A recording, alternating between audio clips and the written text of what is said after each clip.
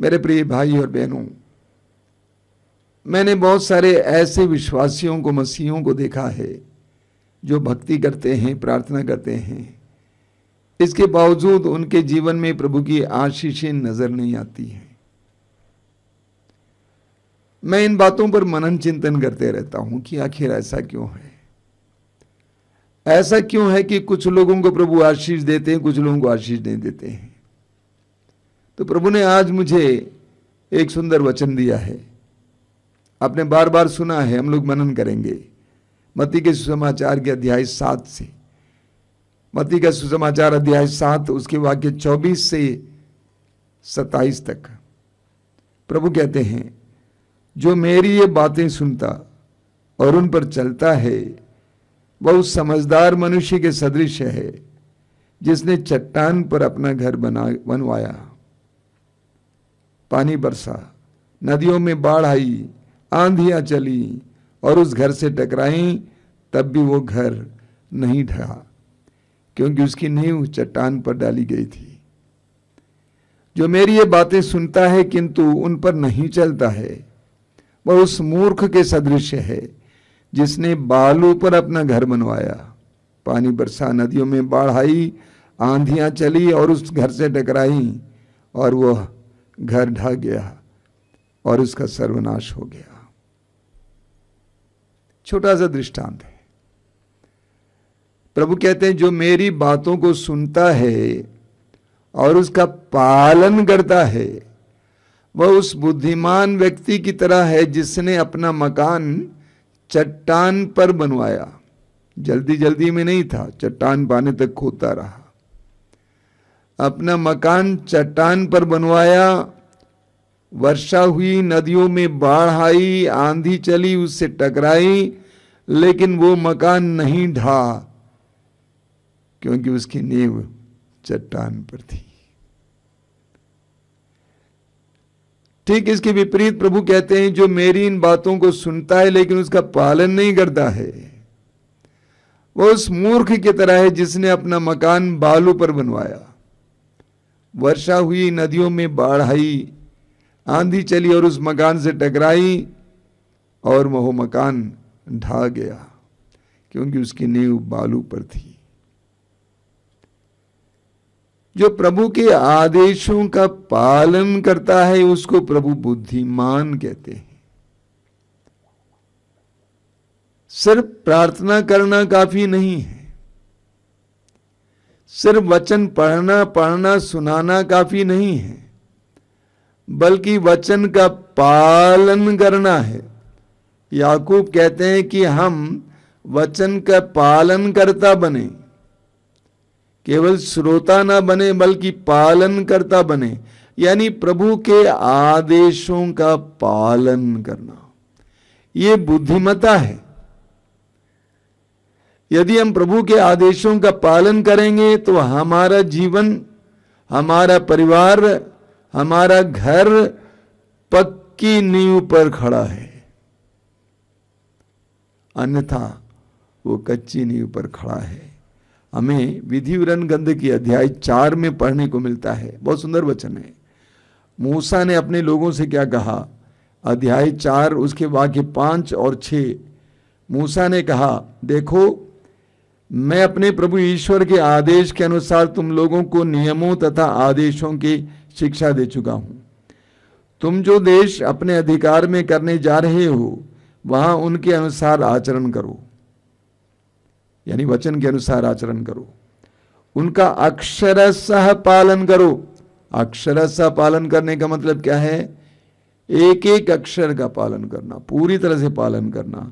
अक्षरशः पालन करो, और इस तरह तुम अन्य राष्ट्रों की दृष्टि में समझदार और बुद्धिमान समझे जाओगे।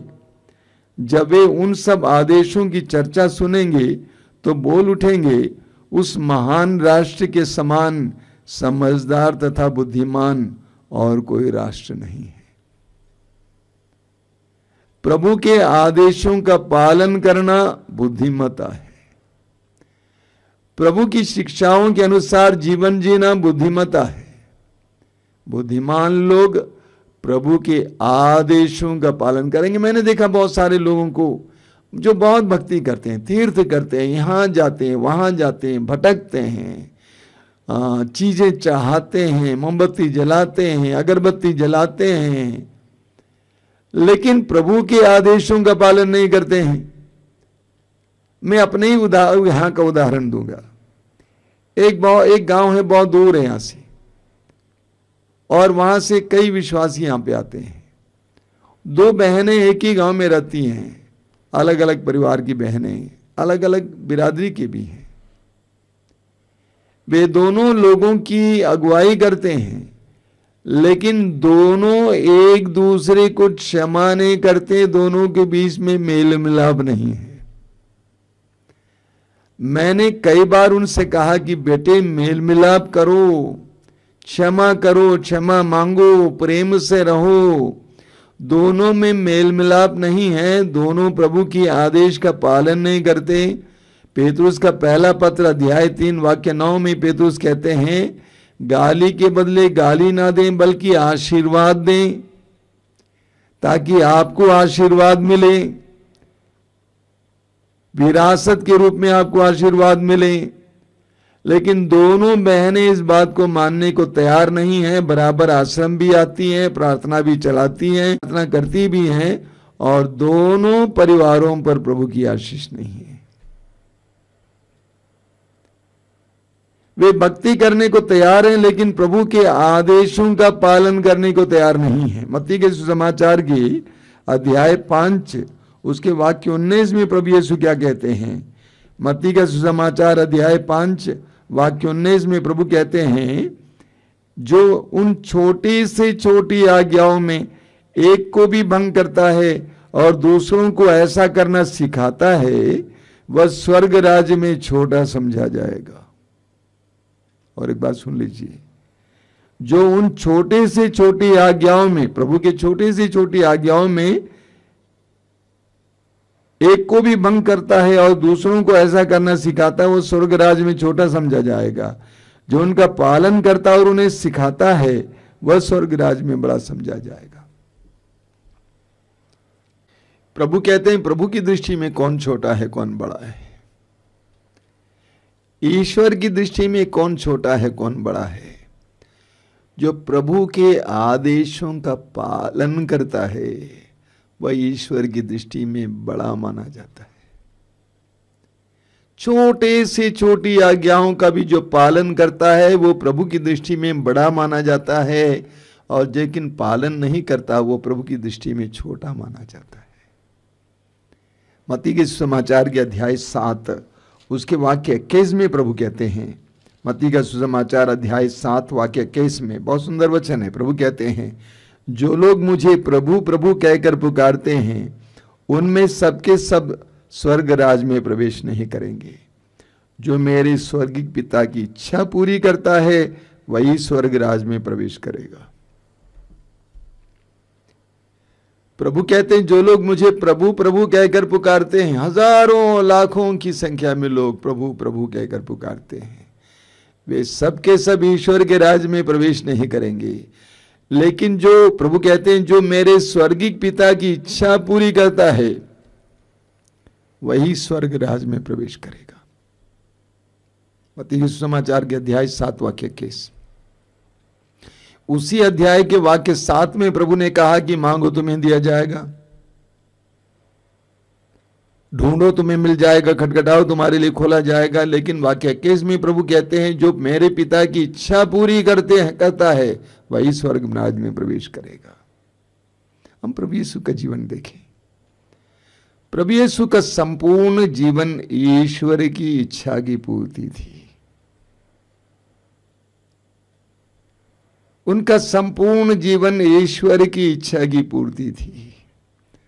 अपने सुसमाचार की घोषणा का कार्य शुरू करने से पहले प्रभु ने 40 दिन और 40 रात उपवास और प्रार्थना की,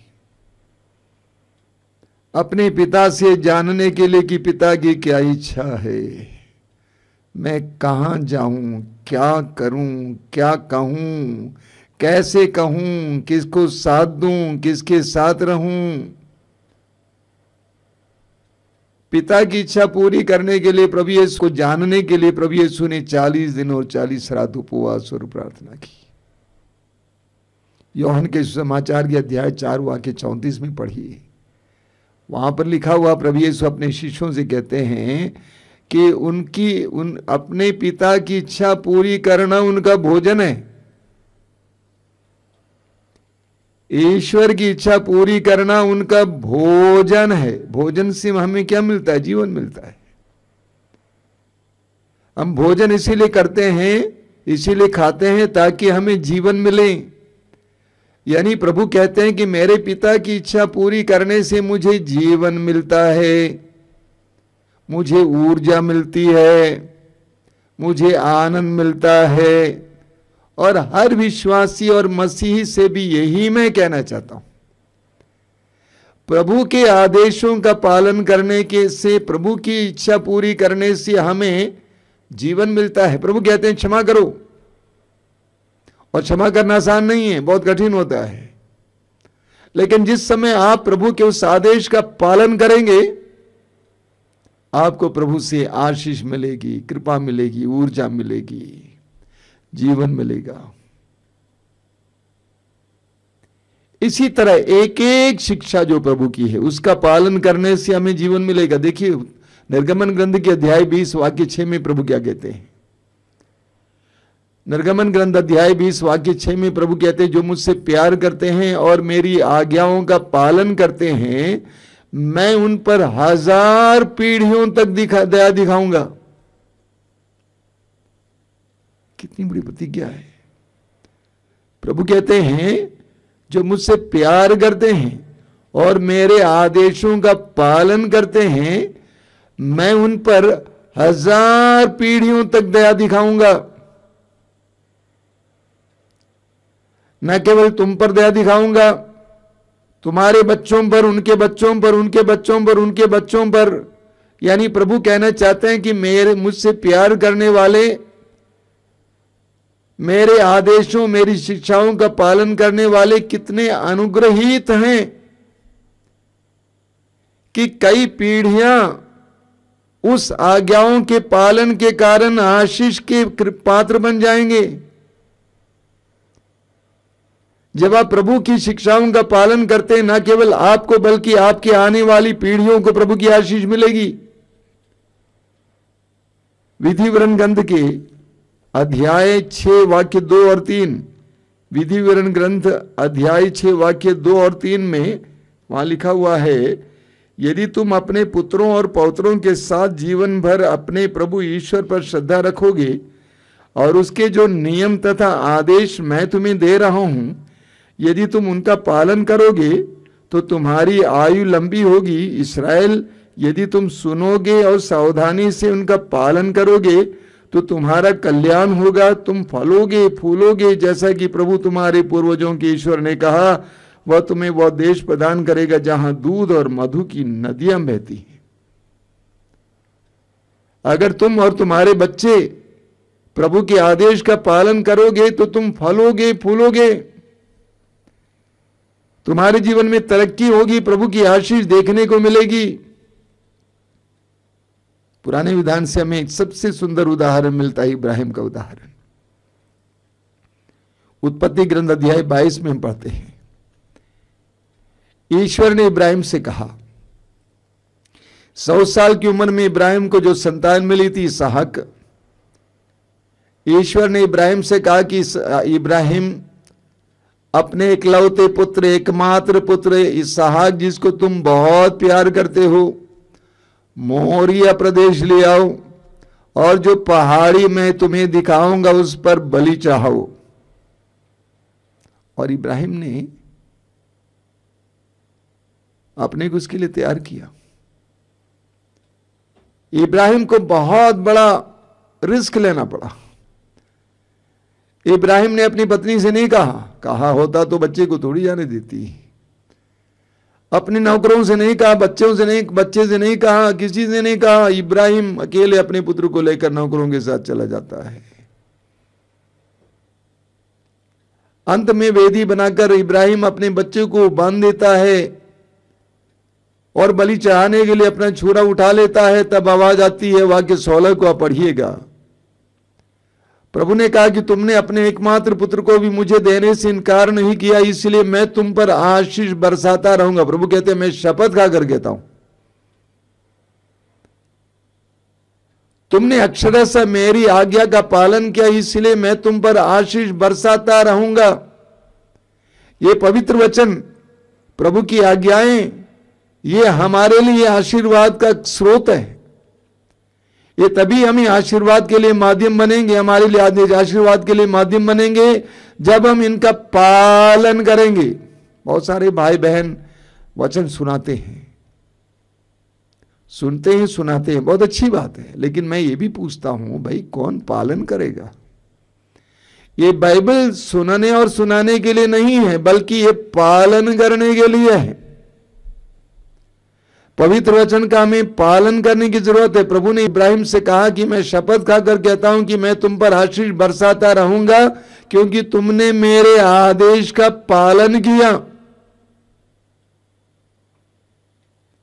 तुमने मेरे आदेश का पालन किया। यूहन्ना के सुसमाचार के अध्याय 14 वाक्य 15 में प्रभु कहते हैं, यदि तुम मुझसे प्यार करोगे तो मेरी आज्ञाओं का पालन करोगे। यदि तुम मुझसे प्यार करोगे तो तुम मेरी आज्ञाओं का पालन करोगे। मां बाप के प्रति अपने बच्चे कैसे अपने प्रेम को प्रकट करते हैं? आज्ञाओं के पालन के द्वारा। मां बाप कहते हैं कि हमारे बच्चे हमें बहुत प्यार करते हैं, कैसे? आज्ञाओं के पालन के द्वारा। प्रभु यीशु कहते हैं, यदि तुम मुझसे प्यार करते हो तो मेरी आज्ञाओं का पालन करो। यूहन्ना के सुसमाचार के अध्याय 15 उसके वाक्य 7 एक बहुत सुंदर वचन है। प्रभु कहते हैं, यदि तुम मुझ में रहोगे और मेरी शिक्षा तुम में बनी रहेगी तो तुम जो चाहे मांगो वो तुम्हें दिया जाएगा। यदि तुम मुझ में रहो और मेरी शिक्षाएं तुम में बनी रहेगी तो तुम जो चाहे मांगो वो तुम्हें दिया जाएगा। यानी यदि तुम मेरे साथ जुड़े रहोगे प्रार्थना में, विश्वास में, और मेरी शिक्षाएं तुम में रहेंगी, यानी तुम मेरी शिक्षाओं के अनुसार जीवन जियोगे, तो तुम जो चाहे मांगो वो तुम्हें दिया जाएगा। ये आज हमारे लिए एक महत्वपूर्ण मंत्र है। प्रार्थना करने वाले, भक्ति करने वाले इस मंत्र को सुन लें। प्रभु कहते हैं यूहन्ना अध्याय 15 वाक्य 7 में, यदि तुम मुझ में रहोगे और मेरी शिक्षा तुम में बनी रहे तो तुम जो चाहे मांगे वो तुम दिया जाएगा।